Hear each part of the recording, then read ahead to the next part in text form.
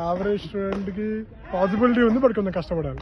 Average student, if they're going to class every day, the concepts are pretty easy to understand, so exams are very tackleable. For me personally, exams were not so hard. Few of them were a bit difficult to pass. I'll say the exams here are a little bit easy compared to what we used to give in India. Because in India, if it's a 10 mark, we have to write 4 pages, 6 mark, write 2 pages. With more mark, they expect us to write more content. But that is not the case here. No matter if it's a 2 mark or 4 mark or 10 mark, if the answer is only 4 lines, they just expect you to write those 4 lines. This will actually reduce a lot of burden on us. So it won't be such a difficult thing for an average student to pass their exams here. So I think the exams are relatively easy because the main thing is there's a lot of flexibility. So you can study the subject in one semester and give its exam in the next semester or whenever you want. So I think for that reason it might not be very difficult for a student, average student, to pass the exams. Exams కష్టమైతే కాదు, కొంచెం prepare అవ్వాలి అంతే. క్లాసెస్కి సరిగ్గా వెళ్ళగలిగితే prepare అవ్వడం అంత కష్టం కాదు. బట్ యావరేజ్ స్టూడెంట్ క్లియర్ చేయగలుగుతాడా అంటే ఇండియాలో 1 డే బ్యాటింగ్లో కాకుండా ఇక్కడ 1 వీక్ బ్యాటింగ్ చేస్తే క్లియర్ అయిపోతుంది అంతే. రాడ్ అయితే దింపుతారు, But it requires a bit of efforts. But anyway, if we study well, then everything is achievable. చిన్నప్పటి నుంచి మనకు చదువుకోవడమే ఒక పెద్ద ఎత్తు అంటే ఆ చదువుకునేది ఎగ్జామ్స్ రాయడం ఇంకా పెద్ద ఎత్తు. ఎగ్జామ్స్ రాసిన తర్వాత ఫెయిల్ అయినామా పాస్ అయినామా అని వచ్చే రిజల్ట్ అది ఇంకా దేవుడి మీదే భారం. మ్యాటర్లోకి వస్తే చిన్నప్పుడు నేను ఎప్పుడైనా ఎగ్జామ్స్ ఫెయిల్ అయితే మా టీచర్లు పిలిచేటోళ్ళు మా మమ్మీని స్కూల్కి. ఏది పేరెంట్స్ టీచర్ మీటింగ్ కాక సపరేట్గానే పిలిచేటోళ్ళు. మనం చేసే ఘనకార్యాలకి మొత్తం చాడీలు చెప్పేటోళ్ళు. మా అమ్మ ఓపిక్గా అవన్నీ విన్నంతసేపు విని ఇంటికి వచ్చే రాగానే పిచ్చ కొట్టుడు కొట్టేది. కొట్టిన తర్వాత అమ్మయ్య గ్యాప్ ఇచ్చిందిలే అలసిపోయింది అని అనుకునే లోపల మళ్ళీ 2వ రౌండ్ కొట్టేది. ఈసారి ఎందుకు అనుకున్నారు, ఫస్ట్ రౌండ్లో కొట్టి మా అమ్మ చేతికి గాజులు ఉంటాయి కదా అవి ఇరిగిపోయింటాయి. ఆ గాజులు ఇరిగిపోయిన బాధతో మళ్ళీ కొట్టేది. ఎందుకులే అవన్నీ. మ్యాటర్లోకి వస్తే జర్మనీలో అసలు ఎగ్జామ్స్ ఎట్లా ఉంటాయి, జర్మనీలో ఎగ్జామ్స్ అంత టఫ్గా మనం క్లియర్ చేయగలుగుతామా లేదా, ఒక యావరేజ్ స్టూడెంట్గా ఎగ్జామ్స్ ఇక్కడ రాయగలుగుతామా, రాస్తే క్లియర్ చేస్తామా, అండ్ ఒక స్టూడెంట్గా నేను ఎగ్జామ్స్ రాసినప్పుడు నా ఎక్స్పీరియన్సెస్ ఏంటి, ఎగ్జామ్ ప్యాటర్న్స్ ఎట్లుంటాయి, వీటన్నిటి గురించి ఎక్స్ప్లెయిన్ చేస్తా. అండ్ లాస్ట్లో మనం ఫెయిల్ అవ్వకూడదు అంటే ఒక యావరేజ్ స్టూడెంట్గా ఉండి ఏం చేస్తే బెటర్ వాటి గురించి కూడా మాట్లాడుకుందాం, చిన్న టిప్స్ లాగా అనుకోండి. హాయ్ హలో నమస్తే, వెల్కమ్ టు మనీ వ్లాగ్స్. మీతో మాట్లాడుతుంది మనీ. మాస్టర్స్కి వచ్చి ముష్టి తెచ్చుకుంటాం మన చింటూ. రే చింటూ, రే బాబు నిన్నే రా బాబు. రే వినిపిస్తుంది నాకేం చెవు. అదే కెమెరామెన్ చింటూ. బేసిక్గా ఎగ్జామ్స్ గురించి మాట్లాడే ముందు అసలు జర్మనీలో ఈ టైం టేబుల్స్ ఏంటిది, ఎగ్జామ్ ప్యాటర్న్స్ ఏంటిది, సెమిస్టర్ ఎప్పుడు స్టార్ట్ అయితే ఎగ్జామ్స్ ఎప్పుడు ఉంటాయి, వీటి గురించి మాట్లాడుకుందాం. ఫస్ట్గా క్రెడిట్స్ గురించి మాట్లాడుకుంటే మాస్టర్స్ అనేది యూజువల్లీ 90 క్రెడిట్స్ నుంచి 120 క్రెడిట్స్ ఉంటుంది. నేను చదివే మాస్టర్స్ క్రెడిట్స్ మొత్తం 90 క్రెడిట్లు. అంటే నాకు 12 సబ్జెక్టులు ఉంటాయి మాస్టర్స్లో.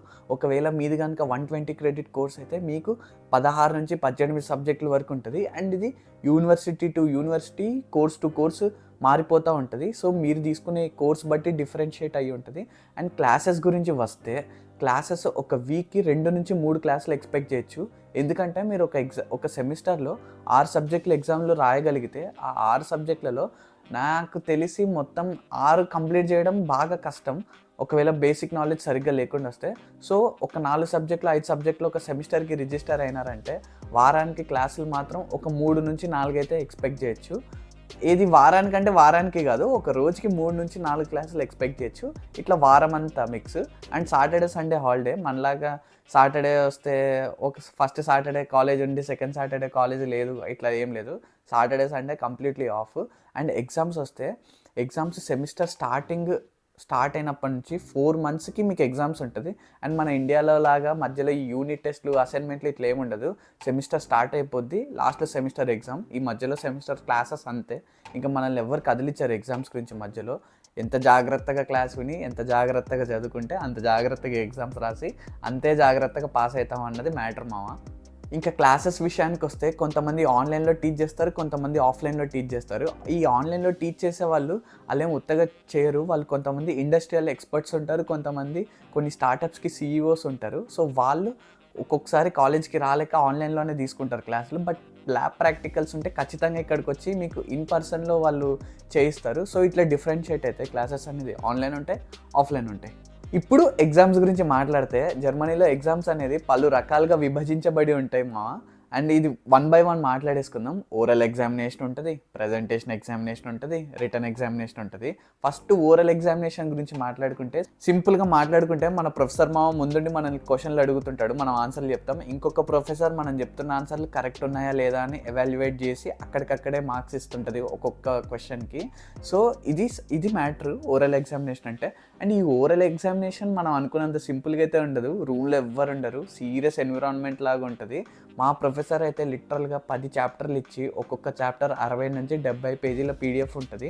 వీటన్నిటిని చదువుకొని 10 చాప్టర్లు మనం అక్కడ పోయి కూర్చుంటే ఆయన ఏం అడుగుతాడో ఆయనకి తెలియదు, మనం ఏం చెప్తామో మనకు కూడా తెలియదు ఆన్సర్లు ఆ టైంకి. నాకైతే అట్లనే అయింది. అంతలో మా ప్రొఫెసర్ కొంచెం సీరియస్గా ఆవాహయామి బాలిక అని చిరంజీవి సినిమాలో ఉంటుంది కదా, ఆ టైప్లో మాట్లాడుతుంటే నాకు ఇంకా మధ్యలో నవ్వు వచ్చేసింది. కొంచెం KFC డబ్బా మీద తాత ఉంటాడు చూడు, ఆ టైప్లో ఉంటాడు మా ప్రొఫెసర్. ఇదేంటిది అని అనిపిస్తుంది మనకు.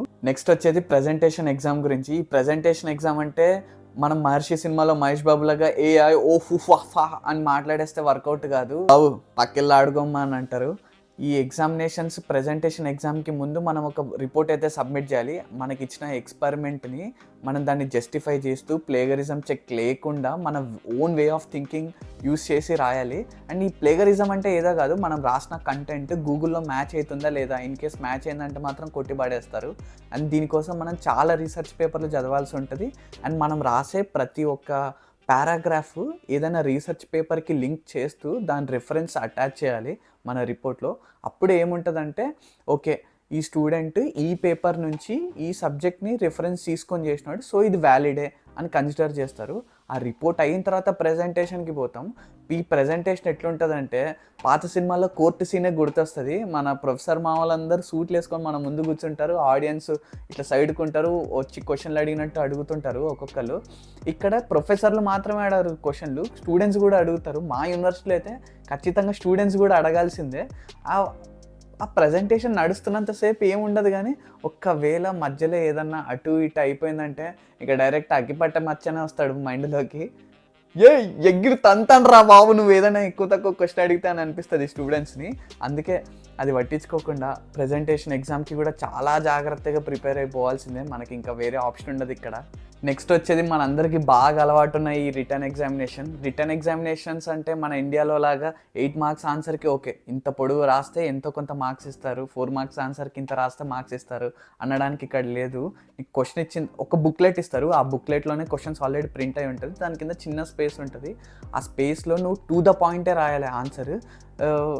ఫస్ట్ ఏదో సోది రాసి లాస్ట్ ఏదో సోది రాసి మధ్యలో ఆన్సర్ రాస్తే కూడా వర్కౌట్ కాదు.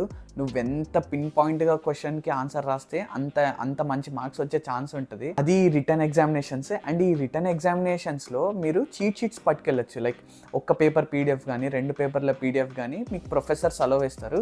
అండ్ ఈ పేపర్స్ మీద మీరు ఏ పేరైనా రాసుకోవచ్చు, or any theory any formula రాసుకోవచ్చు. మీకు నచ్చింది రాసుకోనివ్వండి. మీరు రాసుకోబోయే దానిలో నుంచి మా అయితే ఒక 5% కూడా హెల్ప్ అయితే గగనం, కొన్నిసార్లు ఒక 20-30% హెల్ప్ అవుతుంది. ఎందుకంటే మనకు ఫార్ములా గుర్తు రాకపోతే ఆ ఫార్ములా యూస్ చేసి ఇక్కడ అప్లై చేస్తాం అంతే, అంతకు మించి ఆ చీట్ షీట్ దేనికి పనికిరాదన్న ఉద్దేశం.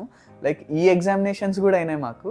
అండ్ ఈ రిటర్న్ ఎగ్జామినేషన్స్ అనేది మనం పోయి కాపీ కొట్టేస్తాం రాసేస్తాం అనేది కూడా అస్సలు ఉండదు. ఎగ్జామ్కి అసలు ఎంతమంది వస్తున్నారని ఎగ్జామ్ రోజు వరకు కూడా మనకు తెలీదు ఎగ్జామ్ హాల్లో కూర్చున్న తర్వాత.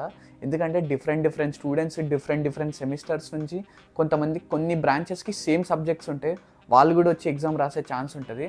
ఫర్ ఎగ్జాంపుల్ నేను మ్యాథ్స్ రాసినప్పుడు 70 నుంచి 100 మంది స్టూడెంట్స్ ఎగ్జామ్ రాయడానికి వస్తే వెహికల్ అకౌస్టిక్స్ అనే ఒక సబ్జెక్ట్ ఉంటుంది. ఆ సబ్జెక్ట్కి నేను మా ఓల్డ్ రూమ్మేట్ ప్రజ్వల మేమిద్దరమే రాయడానికి కూర్చున్నాం ఎగ్జామినేషన్లో. అండ్ ప్రొఫెసర్ మా ముందున్నారు, ఒక గంట సేపు ఎగ్జామ్ రాస్తున్నాం ఇద్దరం. నాకు మధ్యలో ఏదో గుర్తు రాలేదు, సైడ్కి తిరిగి మా ప్రజ్వలని చూస్తే రాస్తూనే ఉంది. ఓడి అమ్మ ఏం రాస్తున్నావు బాబు ఇంతసేపు అనుకున్నాను. సగం ఆమెను చూసిన తర్వాత టెన్షన్కి నాకు ఆన్సర్లు ఎగిరిపోయినాయి. ప్రో టిప్ ఏంటిదంటే మీరు ఎగ్జామ్ రాసేటప్పుడు ఏం గుర్తొచ్చినా గుర్తు రాకపోయినా మీ పేపర్ని మీ పెన్నుని మీరు మాత్రమే చూసుకోండి, పక్కన చూస్తే టెన్షన్కి ఎగిరిపోతాయి.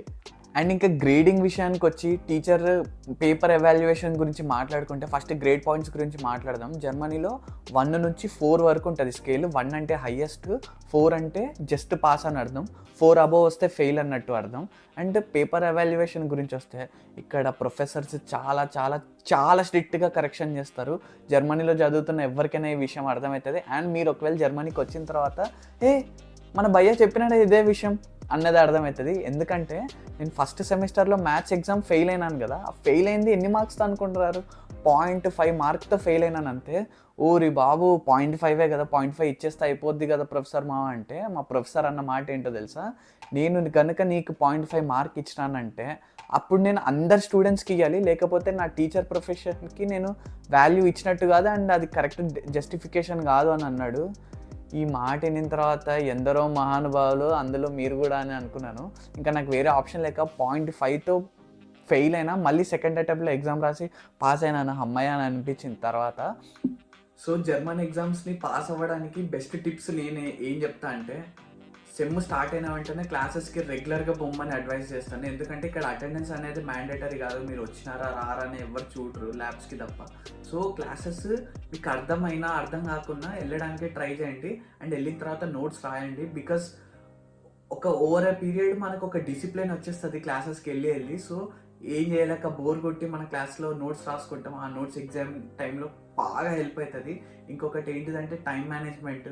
మనం ఎన్ని పనులు చేసినా యూనివర్సిటీ మనకున్న సబ్జెక్ట్స్ని అస్సలు నెగ్లెక్ట్ చేయొద్దు. ఇది ఇదే అని మేనేజ్ చేసుకుంటే ఇది ఒక బెస్ట్ టెక్నిక్.